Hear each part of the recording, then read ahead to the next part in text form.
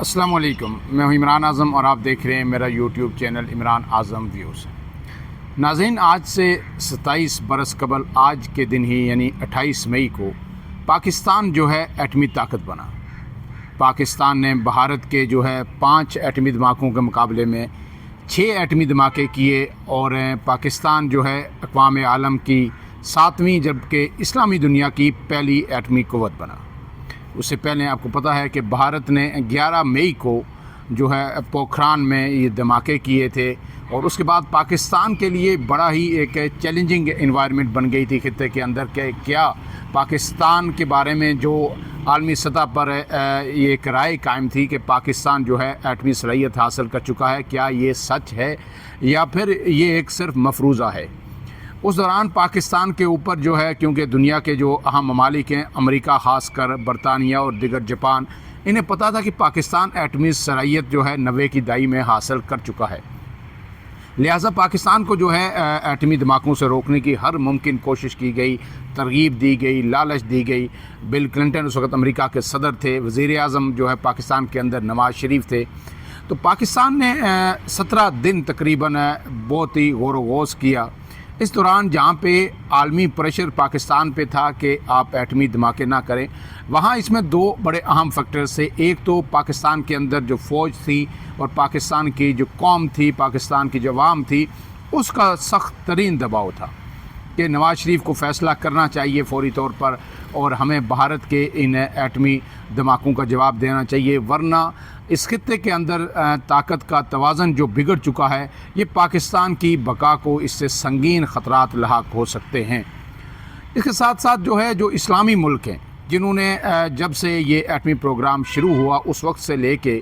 جو ہے ایٹمی دھماکے ہونے تک ہر لمحہ ہر دن پاکستان کی بھرپور سپورٹ کی، چاہے اس میں سعودی عرب ہو، لیبیا ہو یا عرب امارات ہو یا دیگر ممالک ہوں، انہوں نے بھرپور جہاں پاکستان کو پیسہ چاہیے تھا پیسہ دیا، جہاں پہ دیگر اسسٹنس چاہیے تھی ہر ممکن اسسٹنس دی۔ پاکستان نے شمالی کوریا سے بھی جو ہے معاونت لی اس پروگرام کے اندر، سب کچھ چھپ چھپا کے ہوا کیونکہ یہ پاکستان کے ایٹمی پروگرام کے اوپر آپ کو پتہ ہے کہ امریکہ کی ایک لمحے کے لیے نظر تھی۔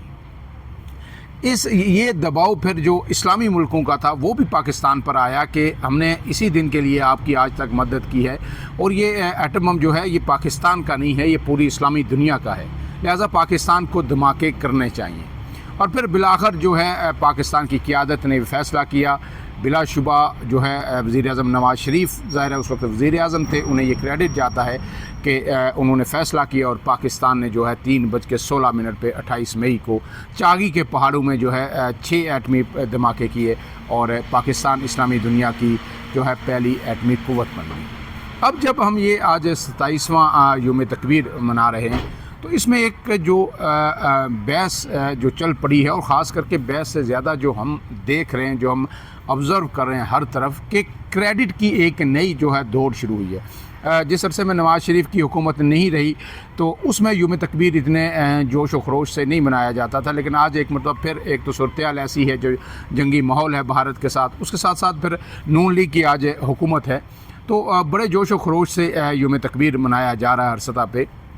لیکن اس میں کریڈٹ کی ایک جنگ ہے۔ پیپلز پارٹی یہ کلیم کرتی ہے اور بجا طور پر کلیم کرتی ہے، درست کلیم کرتی ہے کہ یہ پروگرام 1972 میں ذوالفقار علی بھٹو نے ایٹمی پروگرام شروع کیا۔ ڈاکٹر جو منیر احمد تھے ان کی سربراہی میں پاکستان جو ایٹمک انرجی کمیشن ہے ان کو ذوالفقار علی بھٹو نے ایٹمک انرجی کمیشن کا انچارج بنایا اور تمام معاملات ان کے سپرد کر دیے کہ پاکستان کو اب جو ہے ہر صورت میں ایٹمی قوت حاصل کرنی ہے۔ اس سے پھر ایک قدم آگے بڑھ کے ذوالفقار علی بھٹو نے جو ہے کوششیں شروع کی کہ ڈاکٹر عبدالقدیر خان جو ہالینڈ کے اندر موجود تھے، سائنٹسٹ تھے، انہیں کسی طرح پاکستان لایا جائے۔ بالآخر ذوالفقار علی بھٹو کو 1975 میں کامیابی ملی اور ڈاکٹر عبدالقدیر جو ہے پاکستان آئے اور پھر کوہٹا کے اندر جو ہے خان ریسرچ لیبارٹریز کا قیام عمل میں لایا گیا اور اس کے بعد عملی طور پر جو ہے پاکستان نے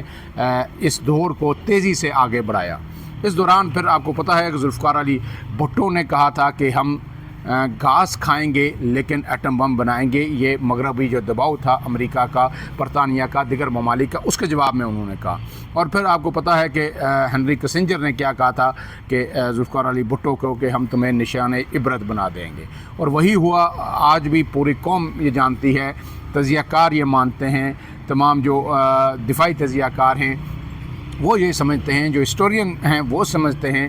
کہ ذوالفقار علی بھٹو کو جو پھانسی دی گئی, راستے سے ہٹایا گیا, ان کے جرم جو ہے پہلا سب سے بڑا جرم پاکستان کو ایٹمی قوت بنانا, اور اس کے بعد پھر اسلامی ممالک کو یکجا کرنا, اسلامی بینک کی قیام کی طرف جانا اور دیگر وجوہات. لیکن بنیادی جو سزا دی گئی وہ پاکستان کے ایٹمی پروگرام کی بنیاد رکھنے پہ دی گئی. اب بات یہ ہے کہ ذوالفقار علی بھٹو کا کریڈٹ اپنی جگہ بالکل ملنا چاہیے, کوئی چھین نہیں سکتا. نواز شریف صاحب نے جو کیا اس کا کریڈٹ نواز شریف صاحب کو ملنا چاہیے, ملتا رہے گا. پیپلز پارٹی کہے, پی ٹی آئی کہے, کوئی عام شخص کہے, جو نواز شریف کے حصے میں جو عزت آئی وہ ان سے کوئی نہیں چھین سکتا. لیکن ایسے میں جو آج ہم دیکھ رہے ہیں کہ جو ایٹمی سائنسدان, خاص کر کے ڈاکٹر عبدالقدیر خان اور پھر اس کے بعد ڈاکٹر سمر مبارک, آج ان دونوں کا نام جو ہے میڈیا میں بھی غائب ہے, اور ہر جگہ سے وہ آلموسٹ جو آپ سمجھتے ہیں کہ کہہ سکتے ہیں کہ ایک طرح سے بلیک آؤٹ ہے. چھوٹی سی مثال آپ کو میں دوں گا کہ ڈاکٹر عبدالقدیر صاحب اسلام آباد میں مدفن ہیں. ان کی قبر پر ایک تقریب کا انعقاد کیا گیا جماعت اسلامی کی جانب سے, تو وہاں کی جو کوئی کسی طرح کی کسی میڈیا چینل پہ کہیں بھی کوریج نہیں ہوئی, اور جو ہے کوئی ٹکرز بھی نہیں چلے. آلموسٹ جو ہے شاید کسی ایک آدھ دو چینل نے اگر کوئی ٹکر یا تھوڑا بہت چلایا تو مجھے نہیں پتہ, لیکن اوورآل جتنی بڑی یہ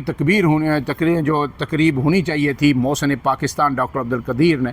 اور خاص کر کے ان حالات میں جب ہم نے ایک بڑی جنگ بھارت کے ساتھ لڑی اور بھارت کی جنگ میں جو فتح ہمیں ملی وہ بنیاد اس کے پیچھے یہی پاکستان کا ایٹمی طاقت ہونا ہے, ورنہ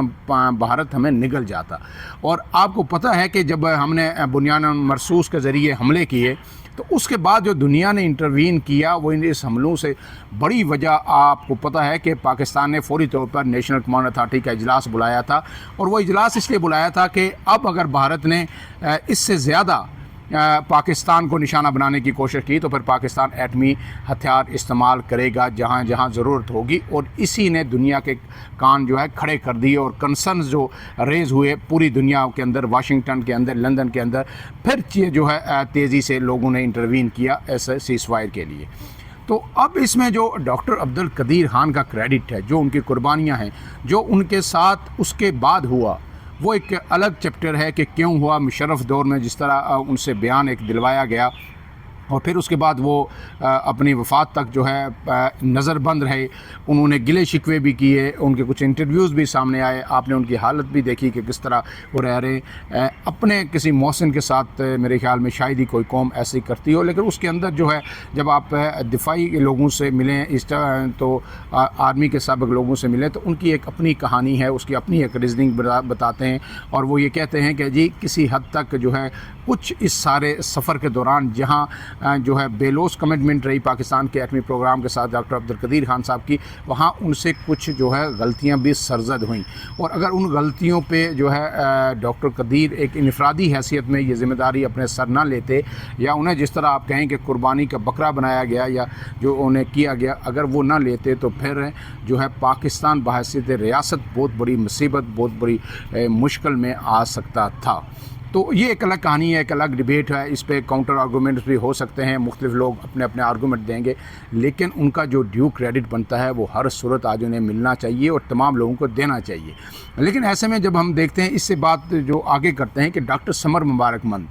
جن کا جو ہے جو ڈیلیوری سسٹم ہے, ایٹمی طاقت ہونا, ایٹمی اثاثے بنا لینا, ایٹم بم بنا لینا, یہ ایک الگ بات ہے, لیکن اس کے بعد جو اس کا ڈیلیور کرنے کا میکانزم ہوتا ہے, خاص کر کے جو آپ کی میزائل ٹیکنالوجی ہے, جس کو بینظیر بھٹو کا بھی بہت کلیدی کردار رہا, کہا جاتا ہے کہ شمالی کوریا سے انہوں نے بڑی مشکلوں سے میزائل ٹیکنالوجی حاصل کی, اور کچھ سیڈیز وہ جو ہے اپنے گاؤن میں ڈال کے لے کے آئیں کیونکہ ان کی چیکنگ نہیں ہونا تھی. مختلف چیزیں شیئر کی جا رہی ہیں. بہرحال جو بھی تھا اس حوالے سے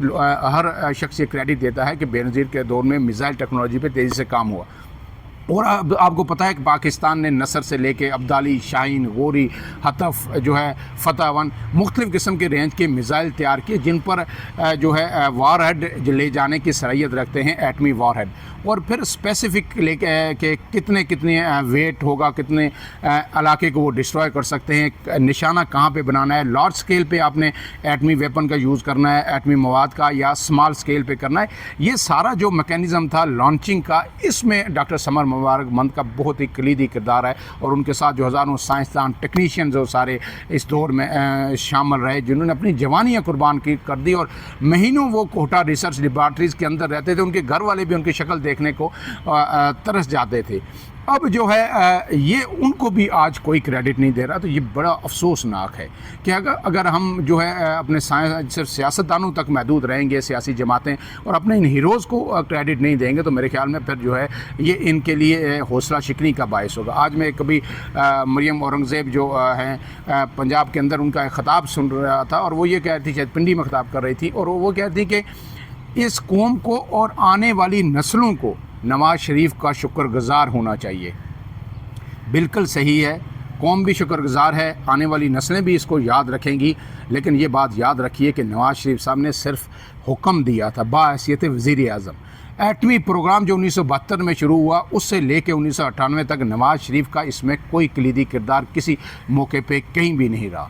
یا نون لیگ کا کوئی بڑا حصے میں نہیں آیا۔ آپ جنرل ضیاء الحق سے لاکھ اختلاف کر سکتے ہیں، ایک آمر تھے، ڈکٹیٹر تھے، بھٹو کو شہید کیا، لیکن 10 سال سے 11 سال کا جو ان کا مارشل لا کا دور رہا، اس میں بھی بہت بڑا دباؤ آیا امریکہ کی جانب سے، بیرونی ممالک قوتوں کی جانب سے، تو ضیاء الحق نے بھی اس میں سٹینڈ کیا، ہر دور میں ہر حکمران نے کیا۔ لیکن آج آپ اگر ذوالفقار علی بھٹو کو بھی مائنس کر دیں، ڈاکٹر قدیر کو بھی کر دیں، ڈاکٹر سمر مبارک کو بھی مائنس کر دیں، اور سارا کہیں کہ نواز شریف صاحب نے کا کریڈٹ جانا چاہیے اور پوری قوم کو تا حیات نواز شریف صاحب کا صرف و صرف شکر گزار ہونا چاہیے، تو میرے خیال میں یہ بات درست نہیں ہے۔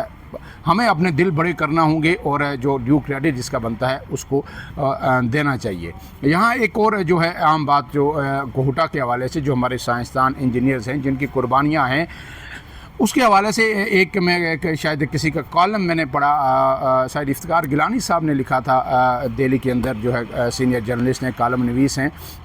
کہ جب انڈیا ہر طرف یہ کوشش کر رہا تھا کہ پتہ چلے کہ پاکستان ایٹم بم کہاں پہ بنا رہا ہے، تو جاسوس ہر طرف پھیلے ہوئے تھے، بلوچستان سے لے کے جو ہے پاکستان کے کونے کونے تک، تو آخر کار انڈیا کو پتہ چلا کہ کوہٹا کے اندر جو ہے یہ کام ہو رہا ہے، اور وہ پتہ کیسے چلا، وہ بڑی انٹرسٹنگ سٹوری ہے، وہ مختصراً آپ کے سامنے شیئر کر دیتا ہوں کہ وہ ہر جگہ سے جو ہے سیمپلنگ کر رہے تھے کہ یورینیم کی جو افسودگی کے جو شواہد ہمیں کہیں سے ملیں، کہ آیا پاکستان کوہٹا میں بھی یہ کچھ کر رہا ہے یا کہیں اور کر رہا ہے۔ تو پھر انہوں نے کیا کیا، انہوں نے ہر جگہ جو باربر کی دکان ہوتی ہے، نائی کی شاپ ہے، وہاں جو نائی بال لوگوں کے کاٹتے تھے، تو وہاں سے وہ بال اٹھا کے ظاہر ہے باہر پھینک دیتے تھے، تو وہاں پہ ان کے جو جاسوس تھے وہ اس کی سیمپلنگ کرتے تھے پورے ملک کے اندر سے، اور وہ سیمپل جو ہے ایک پلاسٹک کے اس میں سیل پیک